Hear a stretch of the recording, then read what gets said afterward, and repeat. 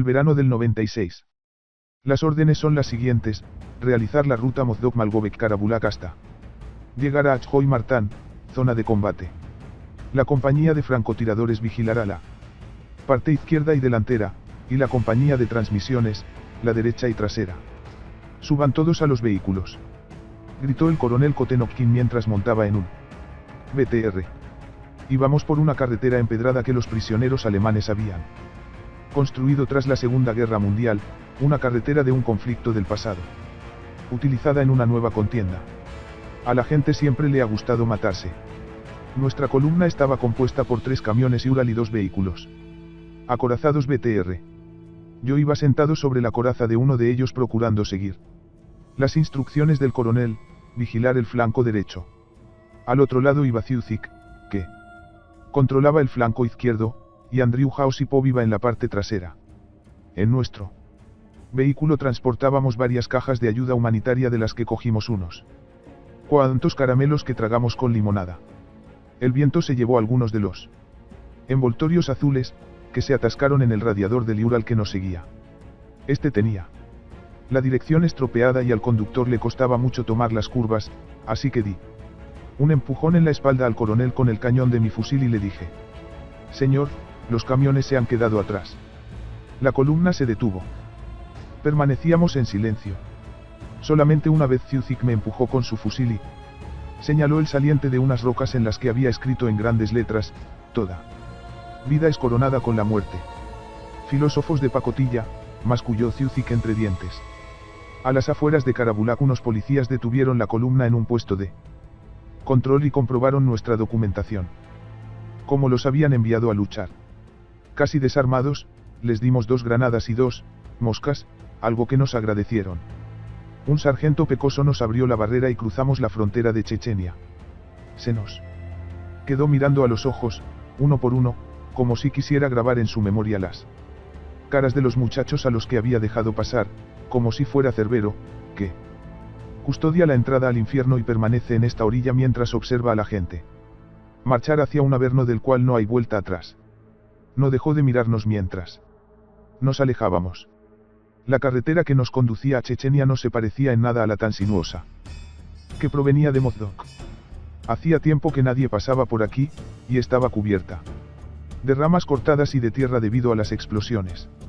Los conductores seguían exactamente el mismo trazado que el vehículo delantero, y el rodado serpenteaba por el asfalto entre embudos y bloques de hormigón colocados de cualquier manera.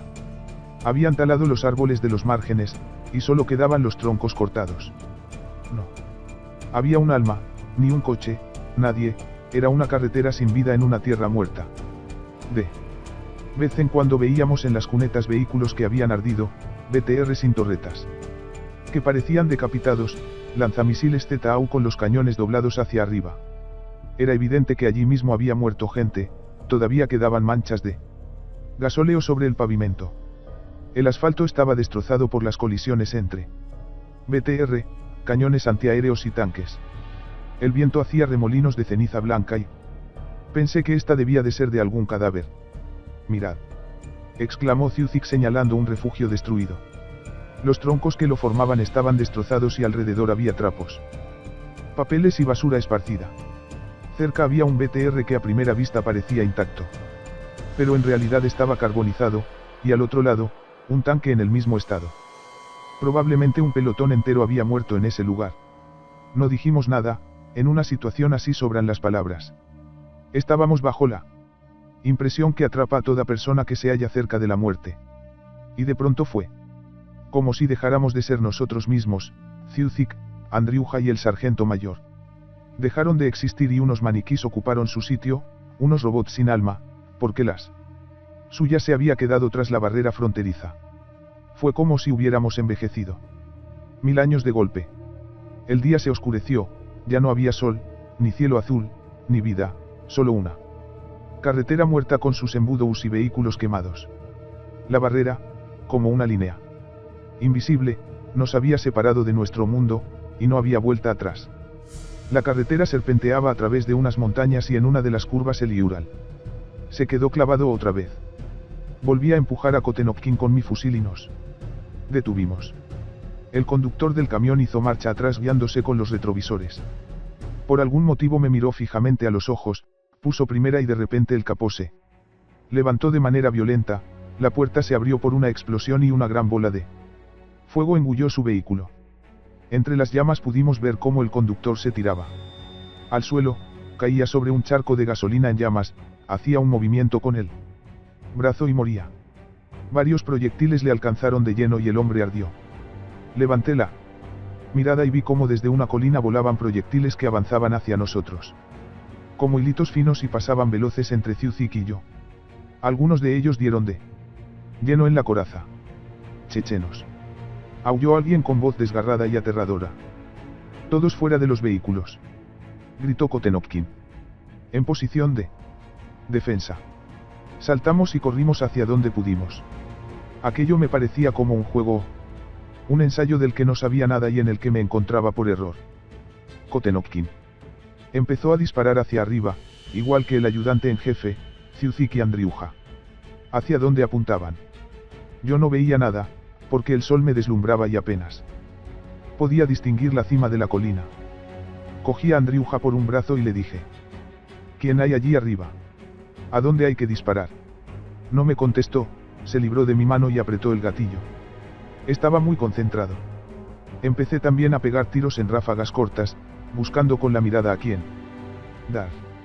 Las balas silbaban sobre nuestras cabezas y pensé que tenían un sonido muy agradable.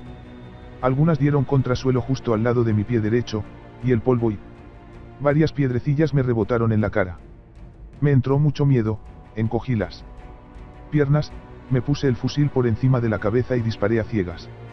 Empecé a oír el estrépito de los disparos, como si de repente alguien hubiera subido el volumen, y el tiempo se ralentizó. El rugido de las ametralladoras de gran calibre era ensordecedor y me dio la sensación de que me iban a estallar los tímpanos. Eran los BTR que habían girado sus torretas para apuntar hacia las montañas y abrían fuego con sus ametralladoras KPVT. Avanzaban 10 metros y volvían a retroceder. ¿Por qué no lograban esquivar los disparos? El segundo camión se había quedado atascado en una curva y el conductor intentaba girar el volante frenéticamente. Vi su mirada enloquecida y la mueca de horror que hacía con sus labios pálidos. Las balas estaban haciendo impacto en los extremos del vehículo. El tiroteo se apaciguó. Kotenopkin dio un salto y subió la pendiente a toda prisa. Corrimos tras él. Arriba encontramos un cobertizo que cousimos a tiros. En el suelo había una mosca tirada y muchos casquillos de bala. Los chechenos se acababan de ir. Vimos cómo se movían unos arbustos y me pareció oír el crujido de unas ramas. Sin embargo, no fuimos tras ellos y Kotenopkin nos ordenó volver abajo. El Ural que había estallado seguía en el mismo sitio. Cerca de la rueda yacía el conductor muerto. Tenía la espalda quemada y se le veían las costillas carbonizadas. El conductor del segundo camión logró dar marcha atrás, y eso le salvó la vida. Al que había muerto lo cargaron junto a la torreta de un BTR. Cuando emprendimos la marcha, el cuerpo sin vida se deslizó y me cayó encima. Al principio me asustó tocarlo, pero después puse mi mano sobre su rodilla, que aún estaba caliente, y lo apreté contra la coraza. Hacía un sol de justicia, un calor insoportable y las nubes eran tan blancas que deslumbraban. Tenía mucha sed y ganas de fumar. Llegamos al regimiento con 2 muertos y un Ural quemado arrastrado con un enganche. Ya hemos llegado, dijo el ayudante en jefe saltando de la coraza. Bienvenidos al culo del mundo. El calor era infernal. Había BTR y tanques hundidos en la tierra, trincheras defensivas y tiendas de campaña. Entre ellas caminaban soldados medio desnudos con fusiles sobre el cuello.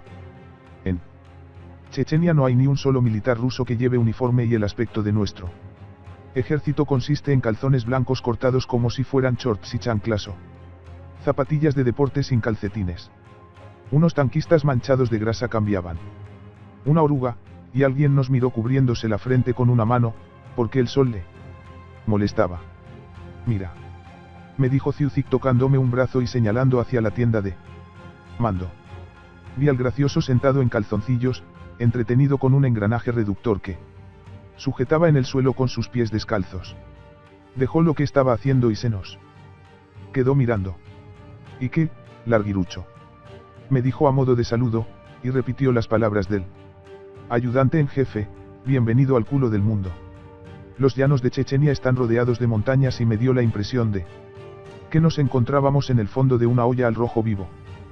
Todo estaba incandescente, tanto los tanques, como los fusiles, las cajas de munición y las tiendas de campaña.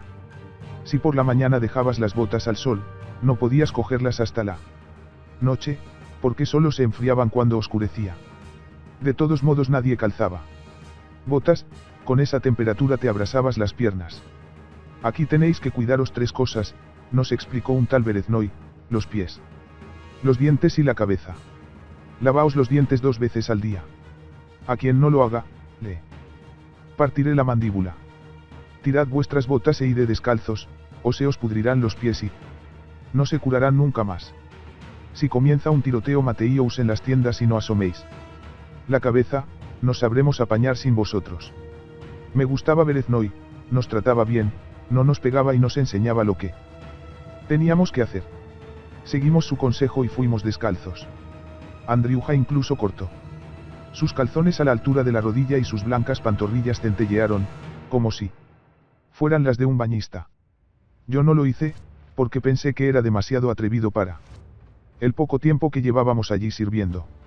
El calor y la sed nos atormentaban y robábamos constantemente agua de la cocina.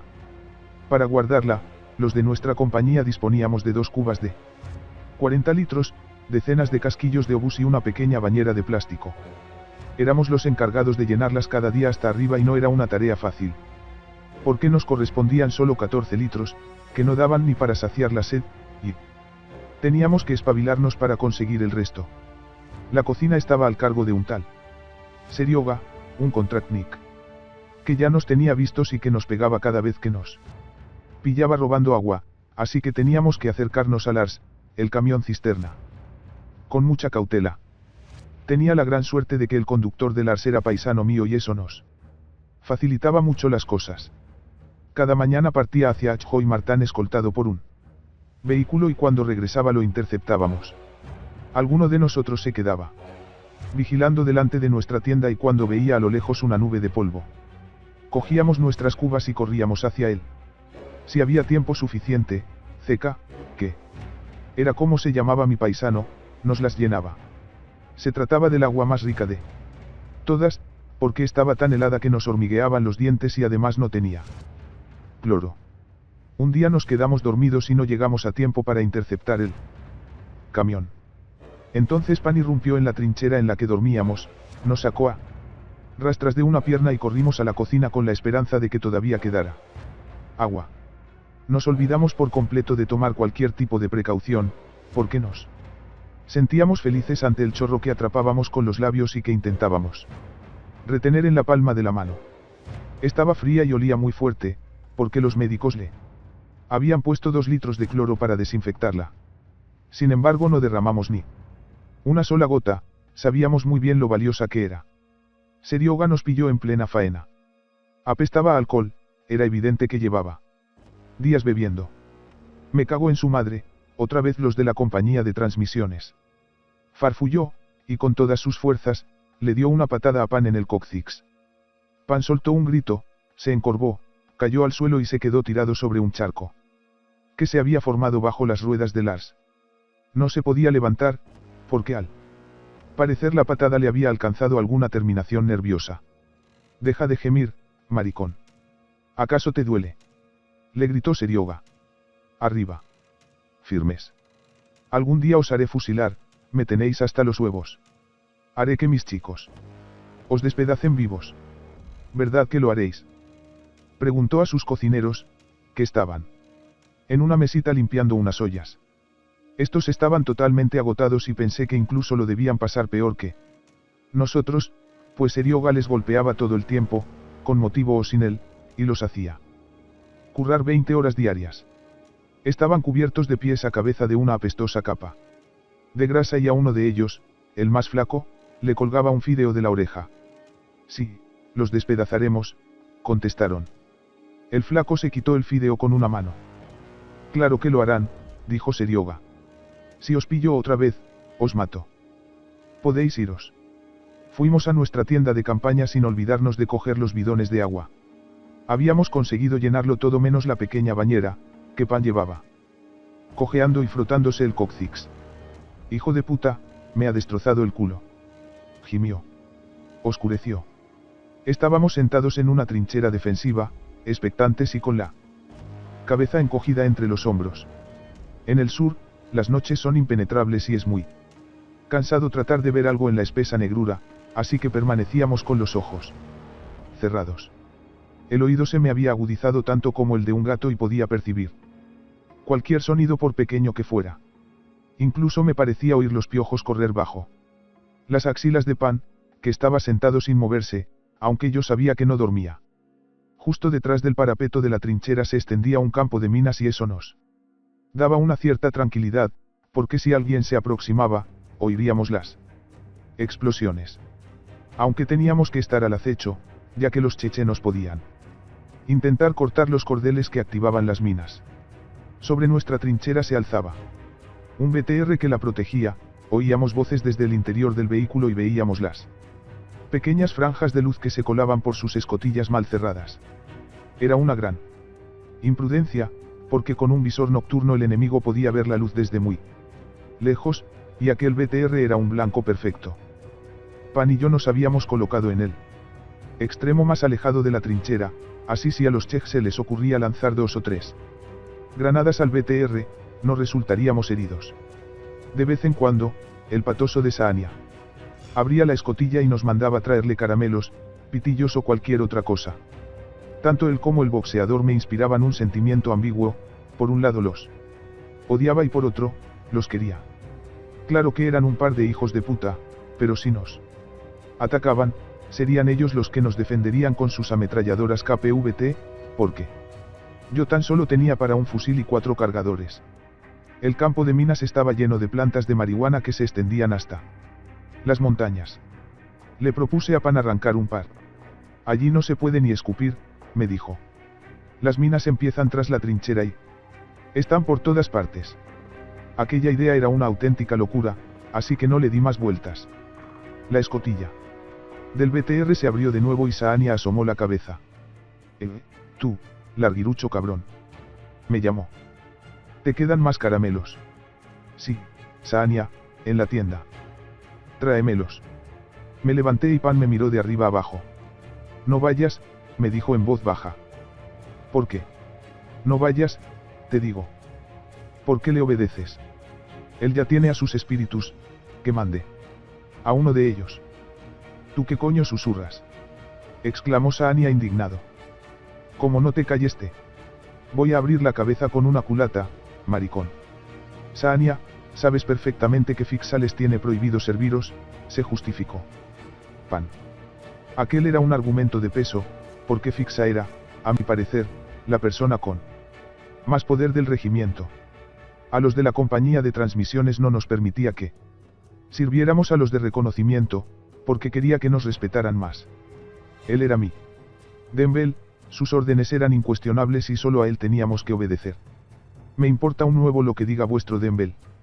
Un día le partiré la jeta. ¿Qué, larguirucho, vas a ir o no? Me levanté en silencio y fui a por los dulces. Sube, me dijo Saania cuando le di el puñado de caramelos y una botella de limonada.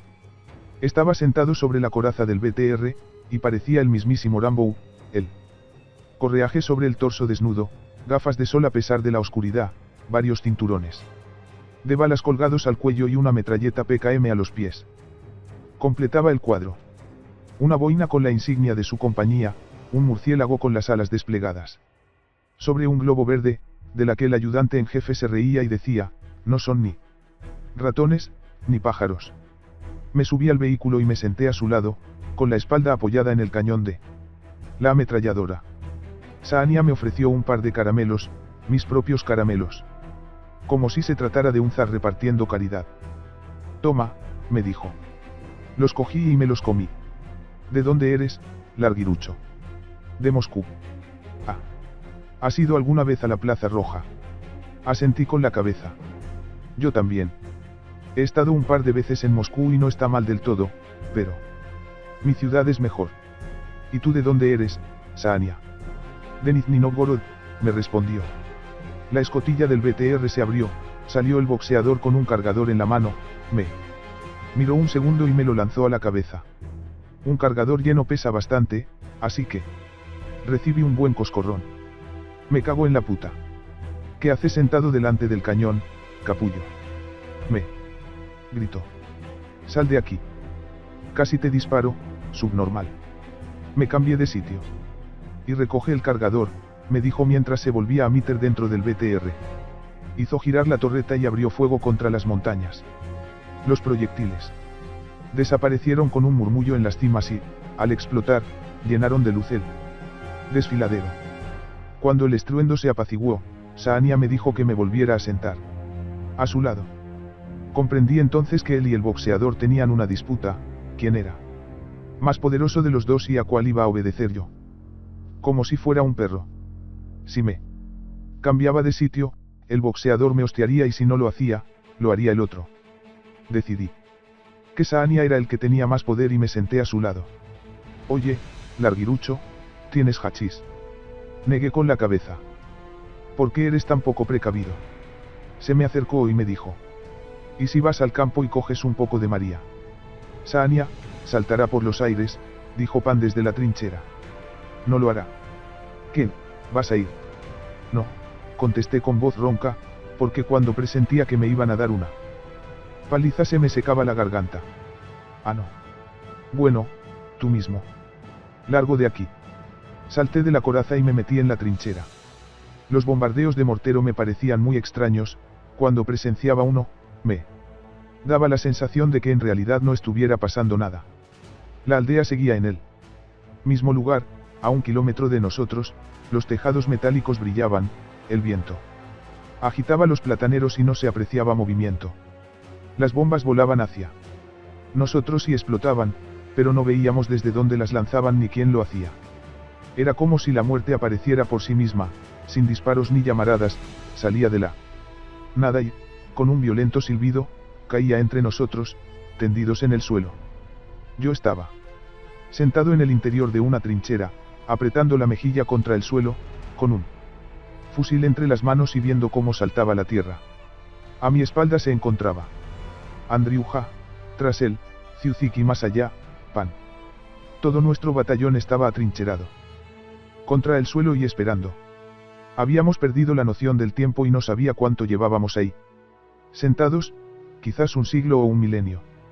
No, llevábamos unas pocas horas. Abrimos fuego contra la aldea, contra el lugar de donde procedían las bombas. Nuestras balas desaparecieron en los patios de las casas y de nuevo todo quedó inmutable, los tejados brillando al sol, los plataneros balanceándose, el vacío y la muerte. Era como un delirio, como un sueño absurdo. Por fin dejaron de dispararnos. Aguardamos un poco más y salimos de las trincheras a rastras. El terreno estaba completamente agujereado y lleno de embudos, como si la tierra hubiese padecido de viruela. Habían caído algunos proyectiles en un estanque y este estaba revuelto por completo, el fango y el cieno flotaban en la superficie y el agua se puso negra. Hubo una baja entre nosotros, un tanquista. Le había matado la primera bomba y yacía bajo la oruga de su tanque cubierto con un chubasquero. Otro muchacho resultó herido y perdió una pierna. La guerra no tiene nada de extraordinario. Es como la vida misma, pero en condiciones muy extremas, y con el pensamiento constantemente rondando en tu cabeza de que alguien trata de matarte. Pero nada cambiaba cuando alguien moría. Seguíamos robando agua en la cocina, comiendo aquella sopa de leche insípida y recibiendo puñetazos. Nuestra vida era como la de la gente que debió de vivir en las estepas 1000 o 10.000 años atrás, y la muerte para nosotros era algo tan natural como el hambre, la sed o las palizas. A veces los tiroteos eran muy intensos y se convertían en un fuego cruzado. Otras, el enemigo utilizaba lanzagranadas y nosotros respondíamos al ataque, disparando contra los fulgores rojos que veíamos en medio de la oscuridad, a la vez que nuestros BTR abrían fuego con las ametralladoras KPVT. Después, todo volvía a la calma. En ocasiones, alguien moría o resultaba herido. Tras los tiroteos nos sentábamos en las trincheras apretando el cañón del fusil contra una mejilla. Uno de nosotros vigilaba, el resto escuchaba y nadie dormía. Por las noches se oía el traqueteo de un generador, pero no nos molestaba, hacía tiempo que se había convertido para nosotros en un sonido más de la oscuridad y ya no le prestábamos atención. Y por la mañana la vida comenzaba de nuevo, venía el camión cisterna, íbamos a robar agua y en la cocina nos pegaban. Eso era todo. Un día nos mandaron a Severny, un aeropuerto de Grozny, a recoger a unos reclutas nuevos. La ciudad estaba en ruinas y no quedaba nada en pie, ni una casa, ni un árbol, y no se veía ni un alma.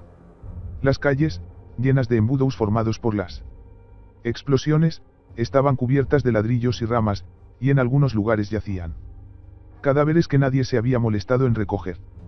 Era la primera vez que estábamos en Grozny y no dejábamos de mirar a todos lados, sin perdernos detalle de aquella ciudad sin vida.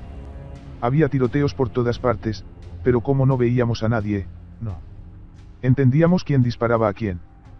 Pasamos veloces con nuestros vehículos cerca de unos patios en los que había un fuego cruzado. «Esto parece Stalingrado», gritó Ciuzik alzando la voz en medio de un fuerte viento que nos venía de cara. Nadie le contestó. Siempre había pensando que la guerra sería en blanco y negro. Pero es en color. No es cierto que los pájaros no canten y los árboles no crezcan. En realidad, la gente era asesinada en medio de colores brillantes, entre el verde de los árboles y el azul del cielo. A nuestro alrededor la vida brotaba esplendorosa, los pájaros gorjeaban y las flores crecían. Había muertos sobre la hierba, y sin embargo no daban miedo, porque formaban parte de ese mundo de color. Podías reír y conversar animadamente cerca de ellos. La humanidad no se detiene ni enloquece ante unos cuantos cadáveres. Lo único que nos daba miedo era que nos dispararan a nosotros. Era tan extraño que la guerra fuera en color. En el camino de regreso atacaron nuestra columna. Pasamos a toda velocidad por una calle ancha mientras los Czech disparaban desde las ventanas, eran tantos que parecía que las balas procedieran de todas partes. 2 de nuestros vehículos fueron abatidos, pero la columna no se detuvo para recoger a los heridos. Los supervivientes intentaban subirse a los vehículos en marcha, saltaban encima de la coraza y se agarraban como podían. A uno lo cogieron entre varios compañeros y lo subieron a pulso. Mientras, yo disparaba por las ventanillas, tumbado boca arriba. Nuestro BTR dio una fuerte sacudida y las ráfagas de disparos barrieron el terreno como un abanico. El cielo tenía un color azul precioso, pensé que no estaba bien matar cuando a nuestro alrededor había tanta belleza. De pronto un soldado del BTR delantero cayó y fue acribillado por una ráfaga de disparos. Nuestro conductor no tuvo tiempo de esquivarlo y el soldado acabó bajo las ruedas. Al pasarle por encima oí cómo crujían todos sus huesos. Al final logramos esquivar el fuego, todavía hoy no entiendo cómo pude salir con vida. Cuando llegamos al regimiento quise averiguar el nombre de la calle donde habíamos sido atacados. Por algún motivo tenía necesidad de saberlo, así que se lo pregunté al ayudante en jefe, que estaba cerca de una de las tiendas saciando su sed. Por el mentón le caían chorros de agua que le limpiaban su piel polvorienta. ¿Qué más da cómo se llame?, me dijo con voz ronca. No lo sé, quizás era la calle Lenin, o cualquier otra. Habíamos traído a 73 novatos. 2 vehículos habían sido destruidos. 13 soldados habían muerto y 8 habían desaparecido. En Grozny se estaban produciendo intensos combates. Las calles estaban repletas de cadáveres, pero nadie los sacaba de allí, yacían sobre el asfalto, sobre las aceras, entre los árboles aplastados, era como si formaran parte de la ciudad. A veces eran arrollados por los BTR y otras salían despedidos por las explosiones. Al lado de los vehículos destrozados siempre había huesos carbonizados. Una noche aparecieron unas extrañas siluetas en la calle. Eran muchas y parecía que llevaran faldas. Deambulaban de bordillo en bordillo, se detenían cerca de los cadáveres, les daban la vuelta y se quedaban observando sus caras con detenimiento. No lográbamos entender qué eran esas siluetas y cada vez se acercaban más a nuestro puesto de vigilancia. Tíos, no serán de alguna tribu de las montañas. Igual aquí los montañeses Llevan faldas, como los escoceses, aventuró Osipov. Nadie le respondió. Sobre la calle inundada de cadáveres resplandecía la luna llena, mientras las figuras fantasmagóricas en faldas caminaban entre los cadáveres hinchados. Alguien no pudo contenerse y abrió fuego. Se le sumaron 2 o 3 soldados más, abatieron a una de las siluetas y se empezaron a oír gritos. Eran voces femeninas que gritaban algo en nuestro idioma y al cabo lo comprendimos. Se trataba de madres de soldados rusos que habían venido hasta Grozny en busca de sus hijos desaparecidos, e intentaban encontrarlos entre los cuerpos despedazados. «Alto el fuego», aulló Trenchik. «Alto el fuego. Son madres, son nuestras madres». Las mujeres corrieron hacia la que había caído. Estaba herida, la cogieron y la arrastraron hasta un patio. En esa guerra las madres eran las que se llevaban la peor parte. No pertenecían a ninguno de los bandos. Los generales se las sacaban de encima en los aeropuertos de Grozny, nuestros soldados no les permitían pasar la noche en los batallones, y en los puestos de vigilancia abrían fuego contra ellas. Los chej las raptaban, las llevaban a las montañas y allí las violaban. Después las mataban y con sus entrañas alimentaban a los perros. Eso fue lo que me relató un cura al que habíamos liberado de los chechenos. Todo el mundo las había traicionado y morían a decenas, pero no se rendían y deambulaban por Chechenia con fotografías de sus hijos en las manos. Cuando amanecía aparecían todavía más madres, que iban de cuerpo en cuerpo, mirando las caras desfiguradas. Se tapaban la boca con un pañuelo, pero no porque llorasen, sino porque hacía mucho calor y cerca de los cadáveres era imposible respirar. Una mujer logró encontrar a su hijo. En la comandancia le proporcionaron un vehículo y se llevó el cuerpo al aeropuerto de Jankala. Rusos, gritaron los chechenos desde un edificio. Recoged vuestros cadáveres, no os dispararemos. Sacadlos de en medio. A la noche siguiente, trajeron una allanadora con la que empujaron todos los cuerpos hacia los embudous. Estuvieron la noche entera sepultando los cadáveres y nadie les disparó. Los chechenos mataban a sus prisioneros. Una vez nos llamaron a gritos desde el otro lado de la calle y nos mostraron a unos cuantos soldados rusos molidos a golpes y con las manos atadas a la espalda. Después se rieron a carcajadas, gritaron algo en su idioma, colocaron de costado a uno de los presos sobre el asfalto, le sujetaron la cabeza con un pie contra el suelo y le hicieron 2 cortes en la yugular. El chaval soltó un gemido e intentó liberarse las manos. Un chorro negro de sangre brotó de su garganta y empezó a gotear sobre el asfalto.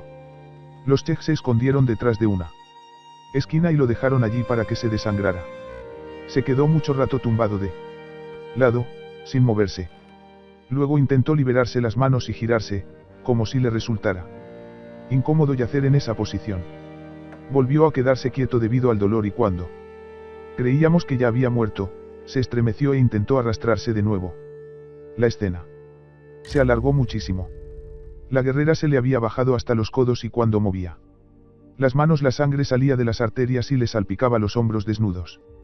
«Malnacidos», gritó el turbio sin poder contenerse. Se levantó de un salto y se puso a chillar, no tuvo más fuerzas para seguir mirando. «Matadlo ya. Maricones. Matadlo de un tiro, hijos de puta. Malnacidos». Entonces levantó el fusil, pero Osipov y Trenchik lograron detenerlo. Le pusieron los brazos detrás de la espalda y lo retuvieron en el suelo. El turbio se sentó en cuclillas, agarrándose la cabeza con las manos y sollozando. «Hijos de puta, hijos de puta, hijos de puta». Al poco rato, el otro chaval empezó a ahogarse, le costaba mucho respirar. Comenzó a toser y escupir sangre. Perdió la conciencia y, al recobrarla de nuevo, intentó huir a rastras por última vez. Cuando al fin dejó de moverse del todo, los chej le dispararon varios proyectiles en la espalda, que le agujerearon el cuerpo y rebotaron hacia el cielo. También mataron al resto de prisioneros, pero esta vez no nos los mostraron y tan solo oímos sus gritos tras el edificio. Uno a uno, les rajaron el cuello y antes de hacerlo gritaban: «Alá es grande». Al cabo de una hora tiraron a la calle los cuerpos sin vida. Pan resultó herido. Una bala le alcanzó en una mejilla, le atravesó los dientes y le salió por el otro lado. Eso no es nada, Pan, esta herida se te cura en un periquete, ya lo verás, le dijo Andriuja. Y por los dientes no te preocupes, continuó Ciucic. Hoy en día hacen unas prótesis que parecen de lo más real.